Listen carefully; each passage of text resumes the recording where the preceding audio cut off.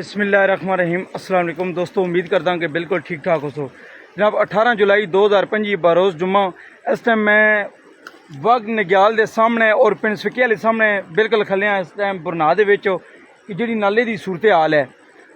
कल ज़्यादा गल्लां हो रही हैं कि पानी यार नो तो चकवाल वाला दूसरा डैम है, कोई अदा त्रुट गया, कोई अदा त्रुटन वाला है। फिलहाल बिल्कुल कोई डैम नहीं त्रुटिया, कोई चांस नहीं त्रुटन दे।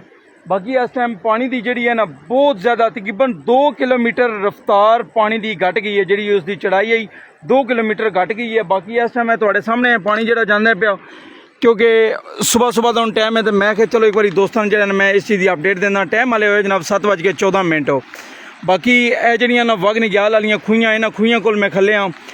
एक वाटर सप्लाई है वेखे जनाब वग वाली, ये भी बच गई है, दूसरी वग वाली वाटर सप्लाई बच गई और तीसरी जी है नग्याल वाली वो डैमेज हो गई है।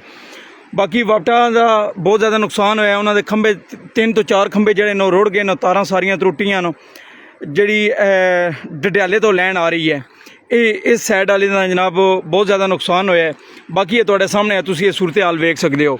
बाकी दोस्तों जितना हो सकता है इस वीडियो शेयर करो और जिन्होंने दोस्तों का नुकसान होया है बहुत ज़्यादा इस चीज़ का अफसोस है। और जिन्होंने लोगों यार चीज़ा मिलियां खुदारा उन्होंने लोगों ढूंढ के और नैट ते चाड़ो उन्होंने लोगों चीज़ा वापस दो, क्योंकि सारी जिंदगी ये चीज़ा नहीं कम आनियाँ।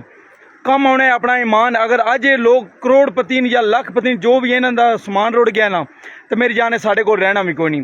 बराए मेहरबानी इस वीडियो में जितना हो सकता है शेयर करो ज़्यादा से ज़्यादा, और इस चीज़ का बिल्कुल आगाह करो कि आज जो 18 तारीख ठीक है, कोई चांस नहीं तो होर पानी आने दे। जड़ा अगे नक्का खलासपुर नूरपुर खुर्द चटाला दारापुर उस साइड से बिल्कुल और पानी नहीं ज़्यादा आने लगा। जो पानी आ चुका है वही है, इस तो ज़्यादा और पानी नहीं आने लगा।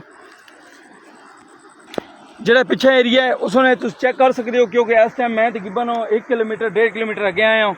कल इस जगह सारी तो बिल्कुल पानी फिरे आ। वो सामने जो डेरे ने इस साइड तो मैं तुम्हें चेक कराना कि उस साइड से जनाब काफ़ी लोगों का नुकसान होया। एक डेरा मुकम्मल कर रुड़ गया, उस बेचारे का कम से कम 4 तो 4.5 करोड़ रुपए का नुकसान होया है।